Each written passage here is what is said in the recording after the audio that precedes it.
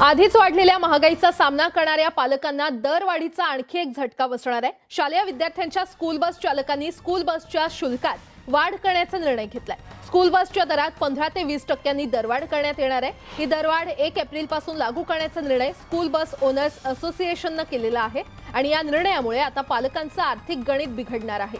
गेल्या वर्षी वाढत्या इंधन दरवाढीच्या पार्श्वभूमीवर स्कूल बस ओनर्स असोसिएशनने स्कूल बस शुल्कात वाढ करण्यात आली होती।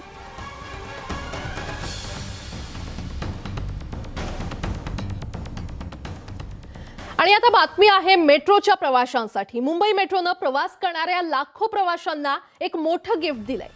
मुंबई वन कार्डचा वापर करून मुंबई मेट्रोने प्रवास करणाऱ्या प्रवाशांसाठी विशेष सवलत देण्याचा निर्णय घेतलेला आहे। मुंबईतील विविध ठिकाणी भेट देणाऱ्या मेट्रो प्रवाशांसाठी अमर्याद ट्रिप पास ही विशेष सुविधा उपलब्ध करून देण्यात आलेली आहे। त्यानुसार 1 दिवसाचं अमर्याद ट्रिप पासचं शुल्क 80 रुपये तर 3 दिवसांच्या अमर्याद ट्रिप पासचं शुल्क हे 200 रुपये इतकं असणार आहे। तर या मेट्रो सुविधेची वैशिष्ट्ये आपण ग्राफिक्सच्या माध्यमातून जाणून घेऊयात। 45 आणि 60 ट्रिप पास खरेदीच्या तारखेपासून 30 दिवसांसाठी वैध असेल।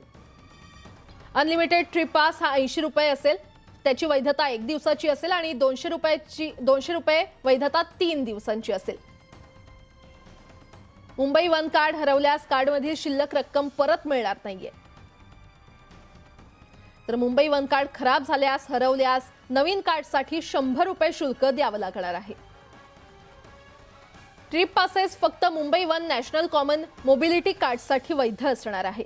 तर मेट्रो सुविधेची ही खास वैशिष्ट्ये असणार आहेत आणि मेट्रोनं लाखो प्रवाशांना हे एक मोठं गिफ्ट दिलंय।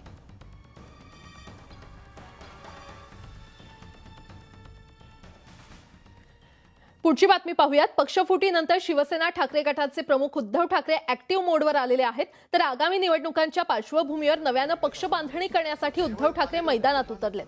खेडच्या विराट सभेनंतर उद्धव ठाकरे मालेगावात सभा घेणार आहेत। 29 मार्चला मालेगावात उद्धव ठाकरेंची सभा होणार आहे।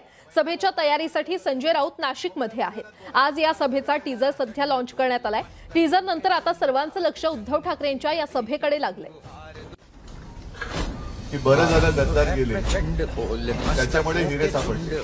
केवळ मालेगाव पुरतं काम करून चालणार नाही। आजवे आता तुम्हाला पूर्ण उत्तर महाराष्ट्र तर पूर्ण बघावं लागेल। आजवेला सांगितलं की आजवे महिन्याभरामध्ये मालेगावला सभा घेऊ, मोकळ्या मैदानात बोलायचं काय असेल ते मैदानात। चंड बोल मस्तकों के झुंड, आज जंग की घड़ी की तुम हार दो।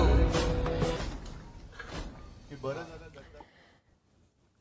कापूस कोंडी सोडवण्यासाठी पाचोऱ्यातील शेतकऱ्यांनी एल्गार पुकारला असून पाचोरा तालुक्यातील ग्रामीण भागातून प्रत्येक शेतकऱ्याकडून कापूस जमा केलाय आणि हा कापूस घेऊन पाचोरा येथील शेतकरी मुंबईकडे निघालेले आहेत। हे शेतकरी कापूस घेऊन मंत्रालयावर धडकणार असून शेतकऱ्यांकडून जमा केलेला कापूस मुख्यमंत्र्यांना भेट देणार आहेत। यावेळी पाचोरा शहरातील छत्रपती शिवाजी महाराज चौकात राज्य शासनाविरोधात जोरदार घोषणाबाजी देखील करण्यात आली आहे।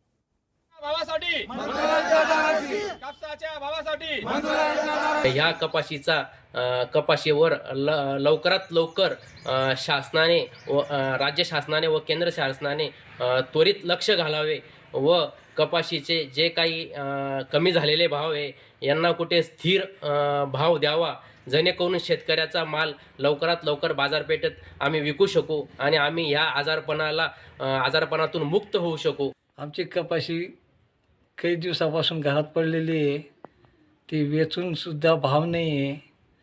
त्या भावाच्या वेळेस त्यानं मालाला भाव नसल्यामुळे ते परवडत नाही। बी मटेरियल महाग आहे, वेचणे मागे पडली, त्याच्यामुळे ते खाज येते त्या कपाशीला, त्याचा त्वचा रोग होण्याचा संबंध आहे आणि परत त्या कपाशीमुळे आमचा कुठलाच व्यवहार होत नाही। घरात लहान बाळ व घर छोटा असल्यामुळे कपाशी घरात आणि घरात राहणारे लोकही त्या कपाशीजवळच राहत आहे। त्यामुळे कपाशीमुळे भरपूर प्रॉब्लेम झालेला आहे आणि अंगाला खूप खाज येते।